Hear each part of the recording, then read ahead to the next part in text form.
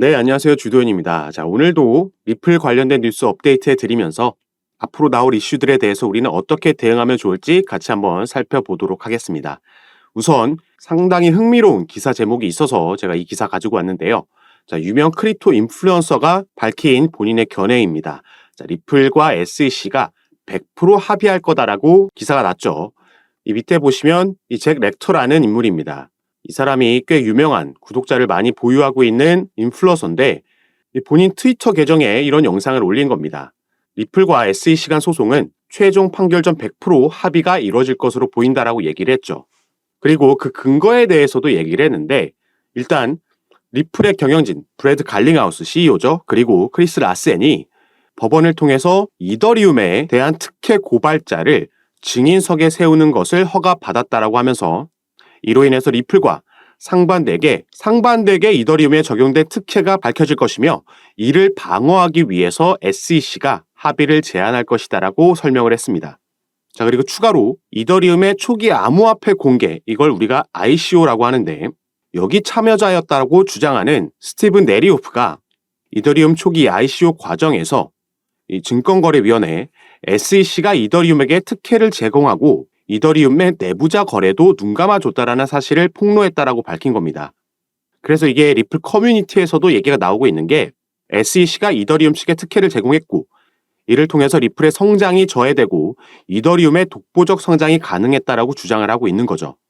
자, 이 이더리움과 SEC 간의 커넥션, 이건 우리가 이전에도 제가 살펴드린 바가 있습니다. 사실 리플과 SEC 간의 소송에서 가장 핵심적인 요소라고 보여졌었던 이 힌먼 이메일, 힌먼 문건이 있었죠. 이 윌리엄 힌먼이라는 인물이 SEC에서 일했던 인물이고 이 사람이 이전에 야후 서밋에서 비트코인과 이더리움은 증권이 아니다라고 한 발언이 있었습니다. 그래서 이걸 공개하냐 마냐 이거에 따라서 소송 판결도 갈릴 거다 이런 예상이 많았었는데 막상 이게 실제로 공개가 되고 나니까 리플의 증권성 여부를 직접적으로 판단할 수 있을 만한 요소는 아니었고 오히려 이게 이더리움과 SEC의 연관성을 나타내주는 이더리움 게이트 성격을 더 많이 띠고 있었죠.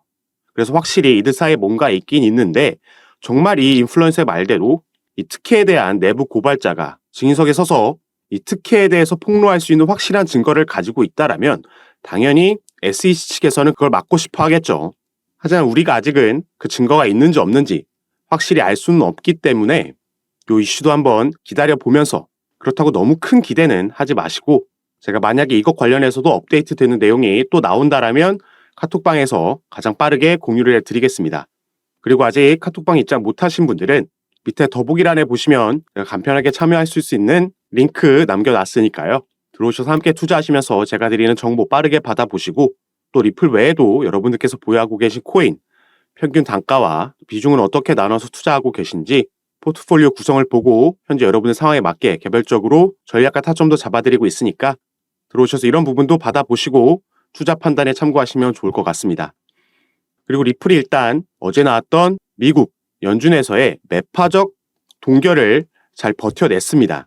확실하게 700원 위로 올라서주진 못했지만 주요 지지라인이었던 0.5불 위로 한화로는 670원에서 80원 위로 올라오면서 다시 지지받는 모습을 확인해주고 있기 때문에 이제 중요한 건 얼마 남지 않은 9월달 안에도 충분히 나올 수 있는 이 중간항소에 대한 결과가 되겠죠. 그래서 이제는 이 부분이 어떻게 진행될 예정인지 거기에 대한 시나리오를 가지고 각각의 시나리오에 대해서 우리는 어떻게 대비해야 되는지 같이 한번 살펴보도록 하겠습니다. 자, 일단 9월 8일 날짜로 모든 제출해야 되는 서류들은 양측에서 제출이 완료됐습니다. SEC가 처음에 중간항소를 할 수 있는 권리 요청서를 제출했고 여기에 대한 답변서를 리플이 제출했죠. 이후에 리플이 항소 기각 요청서를 제출했고 여기에 대한 답변서를 또 SEC가 이렇게 제출을 했습니다. 그래서 이제 남은 건 이 소송을 관장하고 있는 토레스 판사의 승인이냐 기각이냐 이 여부가 남아있는 거죠. 그리고 여기서 승인이 될 경우 바로 중간항소가 진행되는 게 아니라 연방항소법원으로 넘어가서 여기서도 마찬가지로 승인 기각 여부를 결정하게 됩니다. 여기서도 승인이 나와야지 중간항소가 진행이 되는 거고 이렇게 된다면 당연히 XRP 시세는 지금 지지라인 위로 올라가주지 못하고 하방으로 더 크게 압력을 받을 수밖에 없겠죠. 반대로 기각이 둘 중 하나에서라도 나온다면 중간항소는 진행되지 않을 거고 이전에 토레스 판사가 스케줄 잡아놨던 이 정식 재판으로 회부되면서 배심원 판결로 가게 될 겁니다. 대략적으로 그 날짜는 양측이 제출했던 가능 스케줄을 봤을 때 내년 4월 20일 정도로 예상되고 있죠. 이렇게만 되면, 이런 결정이 나오면 리플을 우리가 걱정할 것 없이 다시 한번 상승 모멘텀을 가지고 약식재판 판결문이 나왔을 때 1달러 돌파를 위해서 올라갈 겁니다. 그래서 우리가 대비해야 되는 건 이 중간 항소가 만약에 승인이 돼서 진행된다라고 했을 때 추가 하락이 나올 수 있는데, 여기에 대한 대비가 중요할 수밖에 없겠습니다. 그래서 이 몇몇 전문가들의 의견을 좀 같이 살펴보려고 합니다. 이 기사는 나오고 나서 아직 한글로는 번역된 기사가 없기 때문에 제가 이렇게 원문 기사를 가지고 왔고요. 이 트위터를 통해서 질문이 오갔던 내용을 기사화한 겁니다. 보시면 이 질문을 한 사람은 XRP 커뮤니티의 한 사람이고, 여기에 대답을 한 마르크 파겔이라는 인물은 전 SEC의 샌프란시스코 지부 이사까지 역임했던 인물입니다. 그리고 변호사로도 일했던 인물이죠. 그렇기 때문에 법률적인 부분에도 전문 지식이 당연히 있을 거고, SEC 내부적인 내용도 프로세스를 이해하고 있는 인물이다, 이렇게 보시면 되겠죠. 그래서 이 XRP 커뮤니티의 한 명이 이런 질문을 했습니다. 모두가 궁금해하고 있는 SEC의 중간 항소, 인터로큐터리 어필, 이게 과연 승인될 것이라고 보느냐, 이런 질문을 했고요. 여기에 대한 답변을 마르크 파겔이 했습니다. 자, 여기 보시면 이 중간 항소가 진행되기 위해서 갖춰야 되는 세부적인 요소들은 맞추기가 힘들다라고 얘기를 했습니다. 그렇기 때문에 개인적으로 the odds are against granting the request, 이 확률, 이 요청이 받아들여질 확률은 낮다라고 얘기를 한 거죠. 저도 전 영상에서 이런 기사들, 여러 전문가들의 예상을 공유해 드리면서 말씀드렸던 게, 사실 토레스 판사 외에는 지금 어떻게 나올지 아무도 모르는 상황이지만 저 개인적으로는 기각될 확률이 더 높다라고 말씀을 드렸죠. 그 이유로 첫 번째로는 이 처음에 SEC에서 제출했던 중간항소 요청, 그 내용을 보면 비논리적이었고 토레스 판사 판결문에 대한 법리적인 지적도 하지 못했습니다. 불만을 늘어놓고 있는 내용처럼 보였다라는 거죠. 그리고 두 번째로는 이 마르크 파겔이라는 인물이 말한 것처럼 애초에 이 중간항소라는 것 자체가 승인될 확률이 통상적으로 낮다라는 겁니다. 여기도 나와 있듯이 이 필요 조건들을 맞추기가 힘들다라는 거죠. 모든 서류와 문서를 검토하고 나서 이 판사가 꽤 오랜 시간 여기에 투자하고 나서 약식 판결문을 내렸는데, 이 판결문에 대해서 한 달도 지나지 않아서 SEC 측에서 이걸 뒤집겠다라는 중간항소 요청을 한 겁니다. 그렇기 때문에 받아들여질 확률이 그렇게 높지 않을 거다라고 반복해서 말씀을 드렸던 거죠. 그리고 만약에 이 중간항소가 받아진다라고 하더라도 이 중간항소심은 이 약식재판과는 다르게 법률심으로 적용이 될 겁니다. 이 약식재판은 사실심이었다라고 말씀을 드렸는데, 이 두 개의 차이점은, 사실심 같은 경우에는 이 사실관계, 이 여부를 판단하기 위해서 여러 자료들을 수집하고 양측에서 내는 자료들도 있고, 이런 걸 전부 받고 나서 판결을 내는 거고요. 법률시 같은 경우에는 이 사실심에서, 이 1심에서 받았던 자료들 외에 추가 증거 자료를 채택하지 않고 여기서 판단한 이 법리적인 판단, 법률이 잘 적용됐는지 아닌지만 판단을 하게 됩니다. 그렇기 때문에 사실 중간항소가 진행된다라고 해도 판결이 뒤집히기는 어렵다라고 말씀을 드리는 거죠. 자, 그래서 이 SEC 출신 인물이 내놓은 전망 하나 살펴봤고, 자, 이제 친 리플 변호사라고 알려져 있는 제레미 호건 변호사가 최근에 본인의 트위터를 통해서 꽤 날카롭게 지적한 부분 하나 있어서 제가 가지고 왔습니다. 이 코인 시장에 FTX가 보유하고 있는 가상자산을 매각하라는 법원의 명령이 있으면서 이게 하방 압력이 내려왔었죠. 다행히 시장의 예상보다 조금 완화된 조치가 취해지면서 장외 거래로 매각이 진행될 거고, 주당 1억 달러만 매각하라는 한도가 정해지면서 어느 정도 시장이 반등을 만들어내고 복구를 한 건데, 자, 이런 명령을 내렸을 때 법원의 판사가 당연히 명령을 내린 거죠. 그래서 연방 법원의 판사가 이 FTX의 디지털 자산들을 매각하는 걸 허락을 한 겁니다. 그리고 이 자산 안에는 솔라나가 꽤 많은 비중을 차지하고 있었고, 그 중에는 XRP, 리플의 코인도 포함이 되어 있었죠. 이걸 그리고 어디에다 매각하라고 했습니까? 다시 이 시장에, 2차 시장에 매각하라고 한 겁니다. 그리고 여기서 이 제레미 호건이라는 변호사가 날카롭게 파고든 건 여기에 비율을 밑에 적어놨습니다. 이 DEA라는 건 미국의 마약 단속국입니다. 만약에 이 마약 단속국에서 이 마약을 판매한 범죄자들 검거하면서 이들이 가지고 있던 마약까지 취득했다라고 예를 들은 건데요. 그러면 이 취득한 마약을 이 마약 단속국에서는 다시 이 시장에 팔라고 하나요?